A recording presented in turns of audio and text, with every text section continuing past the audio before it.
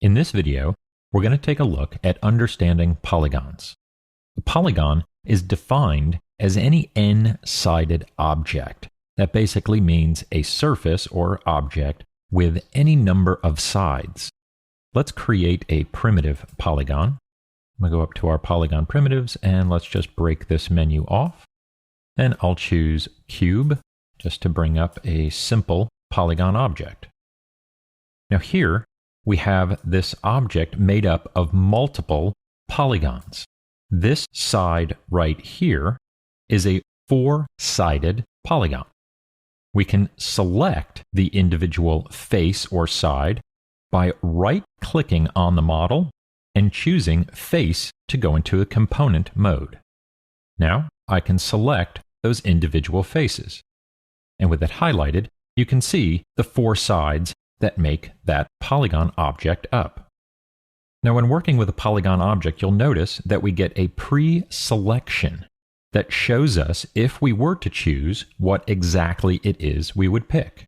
So when I hover over a face using my component face mode from my marking menu, that face actually gets highlighted before I choose it. Now, polygon objects are made of several different types of components. We have edges, vertices, faces, and UVs. I'm going to choose an edge right now, and then we have our pre-selection highlight show up, and I can left-click and choose that particular edge. I'm going to right-click and go to Vertex, and now I can see all of the vertices that make up my polygon object. And I'll click on a single vertex, and then I can choose W to move that vertex, just like if it was its own object. And we can also grab faces or edges and move those as well. Now currently all of the faces in this object are quads, meaning that they have four sides. 1, 2, 3, and 4. A face with 3 sides would be considered a triangle. Anything above 4 sides we just call n-sided, meaning that we know that it has more than 4 sides. Now also in our marking menu here, you'll notice that we have UVs, and we can choose UVs on our model, and they show up in the same location as our vertices.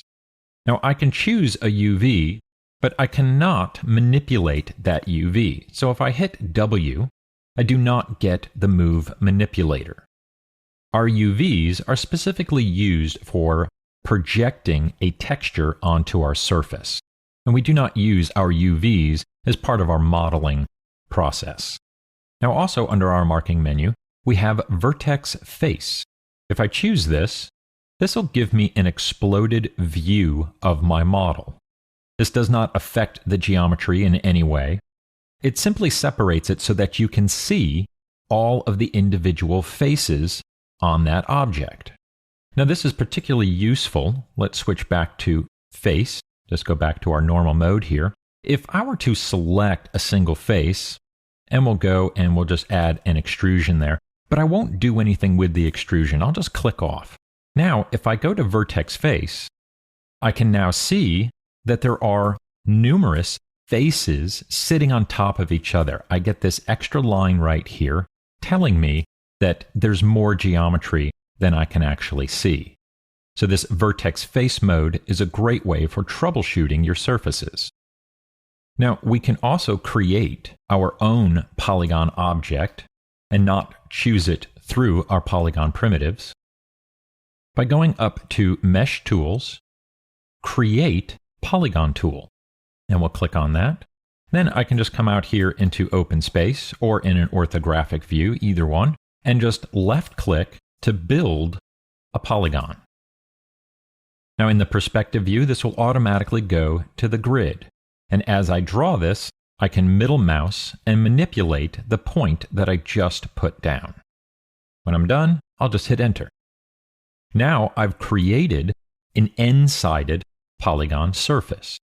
This shape right here has more than 4 sides. Now, a useful tool to have displayed when working with polygon objects is the Polygon HUD, or the heads-up display. We can find this under Display, Heads-Up Display, and choose Polycount. This will then give me a heads-up display to show me the vertices, edges, faces, triangles, or UVs that are in my model. The first column shows me the overall count for the entire scene. The second column shows me the count of the object that is selected. The third column shows me the actual components that I have selected. So if I go to Vertex and choose 2 vertices, you'll see that now I get 2 vertices selected there. So I can see that I have 2 vertices on a surface that has a total of 8 vertices in a scene that has a total of 20 vertices.